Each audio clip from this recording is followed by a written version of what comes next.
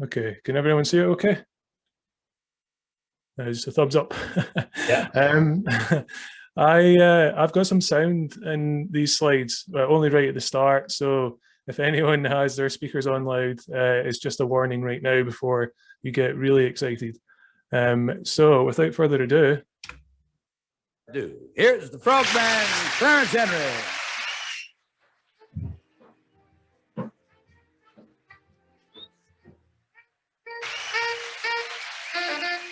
I don't know why I love you, but I do.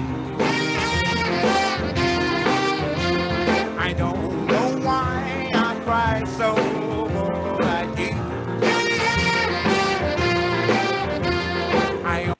And that's it. So thanks for coming.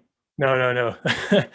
As you've already kind of guessed, the guy behind the piano is a developer, and he's clearly singing about Flutter and how he loves it, but he doesn't know why. So why is Flutter so lovable? Hi, I'm Iain Smith, and I'm a lead mobile developer at Screenmedia. I've been developing apps for roughly 10 years, started with iOS, moved on to Android, done a little bit of Xamarin, and now more recently, I've moved into Flutter. So what I'm going to do is I'm going to take you on a journey on what I discovered in trying to work out why people love Flutter. Lots of developers love Flutter. You only have to go to Twitter to see how much people are talking about Flutter and how much they love Flutter. But why do we love it? Everyone seems to declare it, but they don't have any idea why we love it. It can't just be because of hot reload. Surely it can't just be because of hot reload. So what I'm going to do is I'm going to give the what, where, why, and how of Flutter to see if we can get to the bottom of this question. So first of all, what is a modern declarative UI toolkit? I'm going to split this up into two sections. So the first area I'm going to cover is declarative, and what does that actually mean on a UI toolkit? So if you Google declarative, you'll quickly come across this definition, which is imperative is how you do it, and declarative is what you want to do. But I think that's a little bit confusing, especially without any context. So to help not confuse you, I'm going to be using a washing machine. So in the imperative approach, if you want to wash your clothes, you'll fill the machine with 5 litres of water, you'll heat the water to 30 degrees, and so on and so forth, and then your clothes will be clean. But what are we actually doing here? Each of these statements, I'm just going to get my pointer. Sorry about this. Each of these statements is clearly changing the state of the washing machine. So you could say that imperative is actually, it describes the computation in terms of statements that change the state. When we fill the washing machine with 5 litres of water, we're actually changing the state of the washing machine. Whereas in a declarative approach, I would just say, I want my clothes washed in an eco-cycle. And what are we actually doing in this one? We're basically saying what we want to accomplish in terms of the problem domain. So what I'm going to do is I'm just going to show you a quick example of some code. So the top one, we have imperative. This is Swift. All it's doing is loading a text label onto a view. Each of these statements is actually changing the state. So the view, when the view did load, get me a label with these parameters, change the text of that label, then add that label to the subview. Whereas in declarative, all we're going to say is what we want to accomplish. Build the text widget. So the other point in the declarative definition is it says in terms of the problem domain.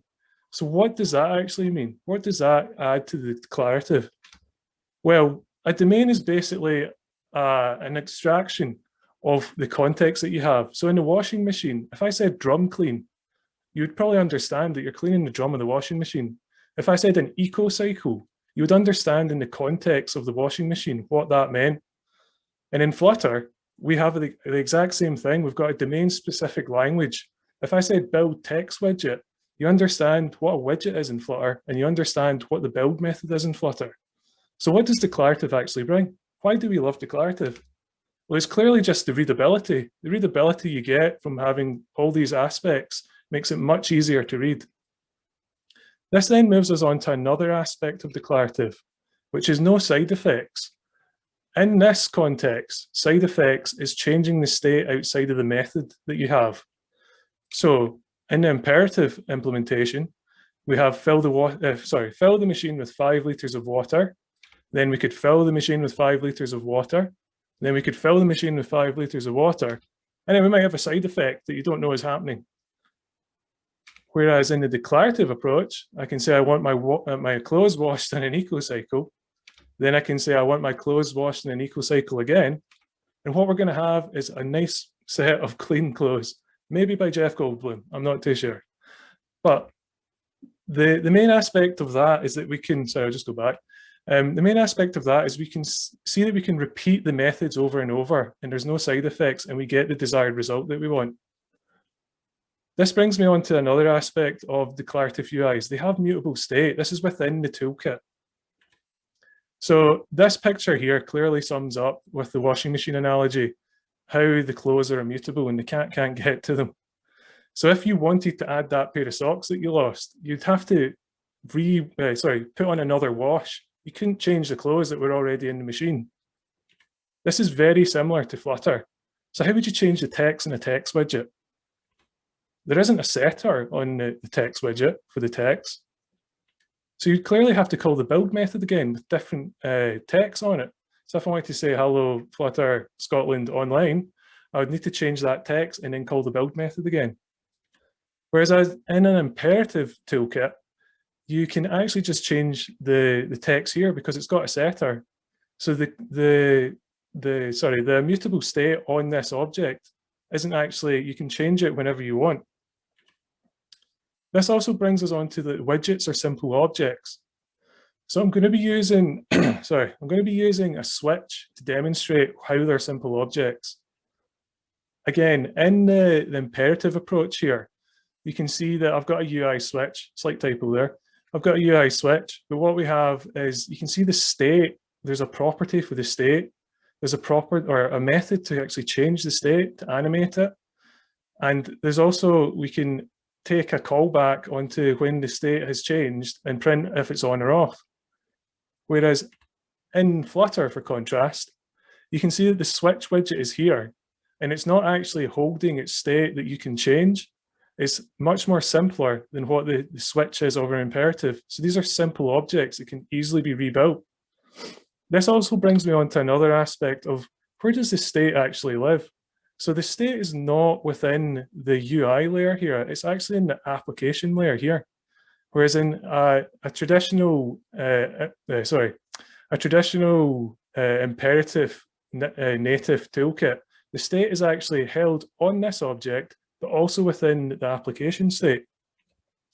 So there's a single source of truth when you have Flutter. The state is in the application, not in the UI controls that you need to sync.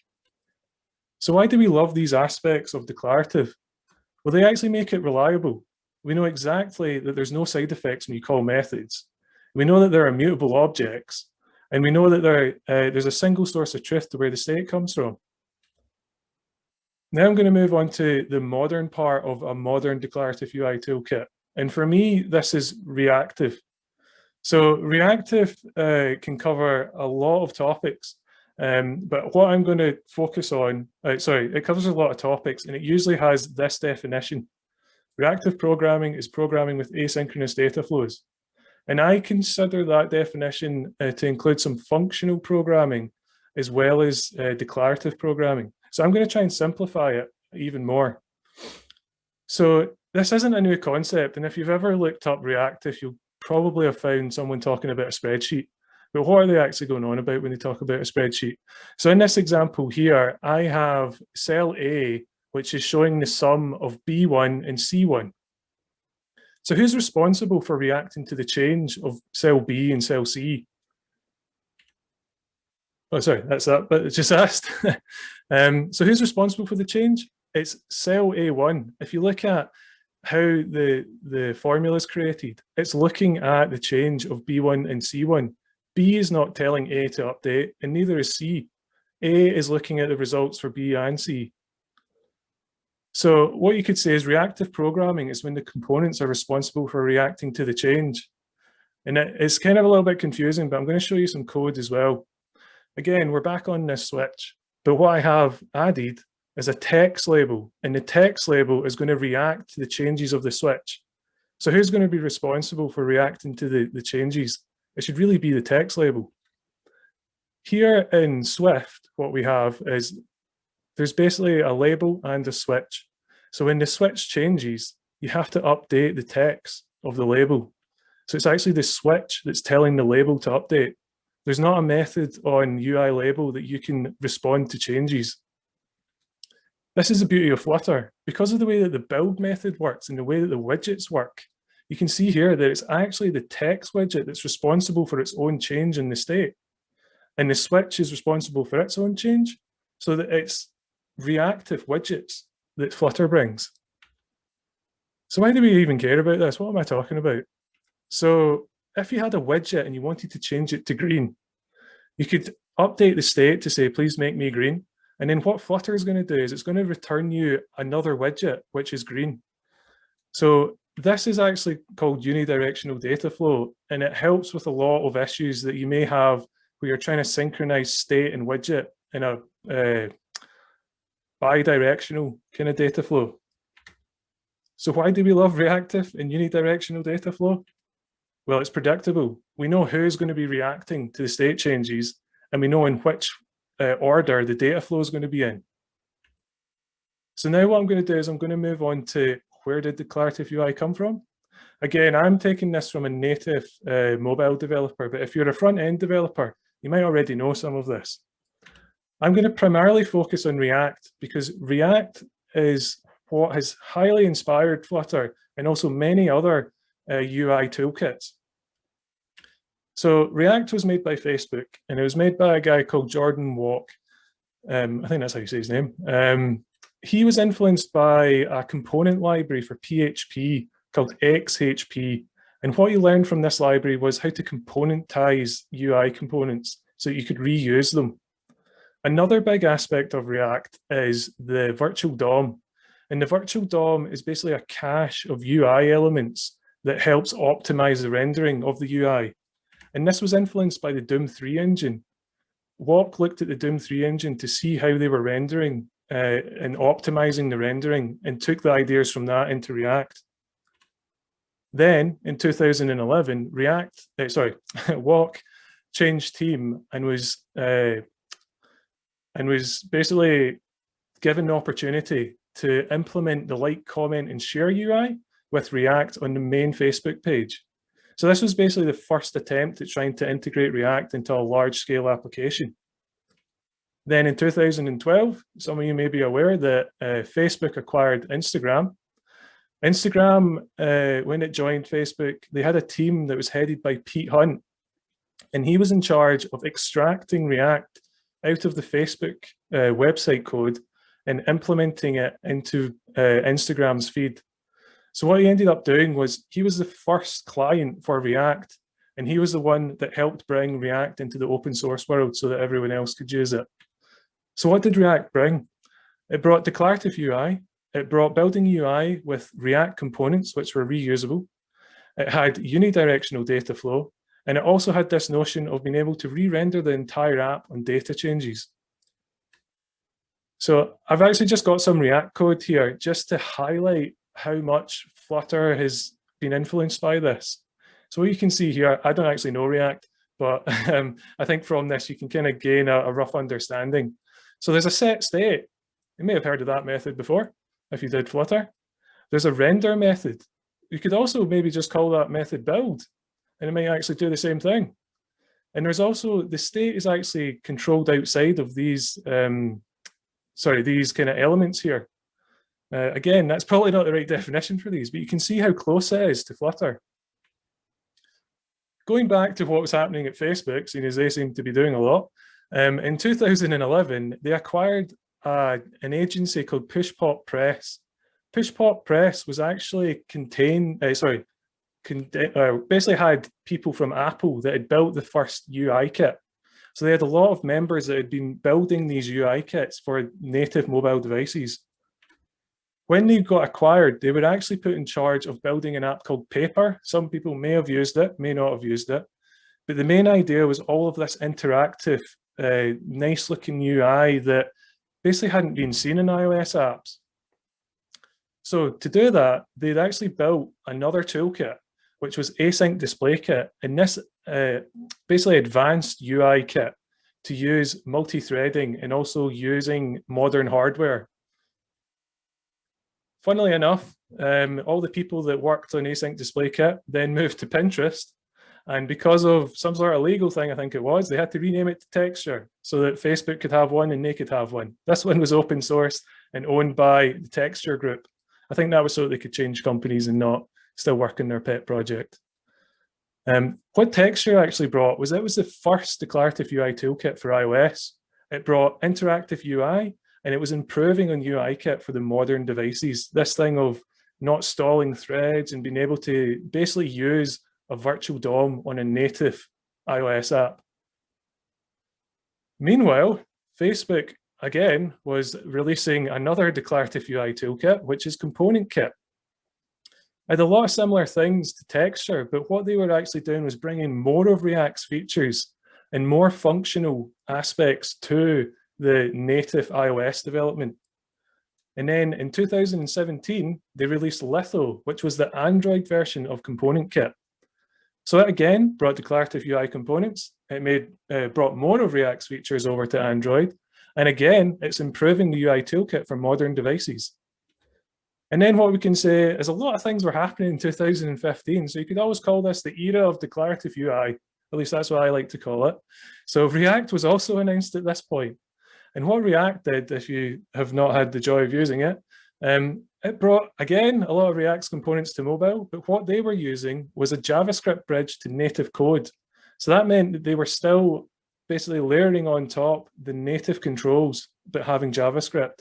And again, this was highly popular at the time, possibly due to React. 2015, that magic year, the declarative UI era, Flutter was announced. But what was it was doing? Sorry, how was it different from what React Native was doing? I'm sure many of us know this, but there's no bridge to native code. They're just using a Skia rendering engine. And what this means is they don't have the dependency on native controls. And also their main goal was to have performance as their top priority. And then I think some people were talking about this just before we started. More recently, Jetpack Compose and Swift UI have been announced. I myself think that there's still some aspects that they can catch up on based on the previous examples. But what they are doing is there's a great potential to bring native UI toolkits into a modern approach. They still have a lot of work and there's a lot of things that it's going to be hard to port them over to. But one drawback I find with these is that they're only focused on their own ecosystems. And you can only build, as far as I'm aware, Swift UI for iOS and Jetpack Compose for Android. So what am I talking about? Oh yeah, why do we love Flutter? Well, simply, it's been inspired by the best solutions. You can see there's a long line of decision-making and built upon built like solutions, and Flutter is one of the ones that is pushing things forward. So now we're on to, why are we using declarative UI toolkits? Why can't we just use UI kit? What's wrong with that? Well, some of you may have had these devices. This is the first Android device, very nice. And I think it may have flipped open. And this is the first iPhone device, a collector's piece, some may say. But the main drawback of this is that the UI kits, they were built for these devices. So some of these had very low RAM. Some of them had, I think, 1 core, very underpowered CPUs. Some of the Android devices didn't even have a GPU. So, I mean, you're going to be playing games on that. You're not going to be able to run a Skia render engine. So these old, I'm going to call them old UI kits, but please don't take offense. They've been around, they've served us well, but they're showing their age now. Even so, there's one funny, if you've ever watched a couple of the Google videos, you might have seen the next thing that I'm going to show. So API regret. Some of you may know the Spinner class. And if you think Spinner, mobile, that's probably a loading screen. That's got to be a loading screen. No, it's this monstrosity. So this was back in the time when mobile UI wasn't quite settled. The UX UI kind of layer was, we're still trying to work out, can we like pull down to refresh? Oh, that's cool as well. Let's actually make a spinner so that when you're trying to select an option, you spin left and right. This is actually a drop down, but it's called Spinner. This is like a very minor detail, but it's just showing you the legacy behind some of these UI kits. So why do we love Flutter? Well, it's built for modern hardware, and it's what I'm saying is a considered UI kit. Mobile development is at a point now where it's much more mature than what it was when we had these very first phones. And it's now at a level where if I said spinner, I think you would know what it is. So how does this impact our development? So again, I'm a native iOS developer. So I've primarily programmed in imperative paradigms. For me, declarative and functional paradigms are very new to me, but this is a good thing because it changes how you solve problems and it also changes how you think about problems. You can apply a new tool to things that you'd otherwise just have had one tool. So why do we love Flutter? Gives us new tools to solve complex problems. So I'm just going to do a quick recap. What is Flutter? It's readable, reliable, and predictable. Where did it come from? Well, it's inspired by the best solutions. Why are we using it? Well, it's built for modern devices. And how does it improve my development? It gives you new tools to solve problems. So the next time someone asks you, why do you love Flutter? You can say, I do know why I love Flutter, and let me tell you the facts. So that's the end of my talk. If you've got any questions,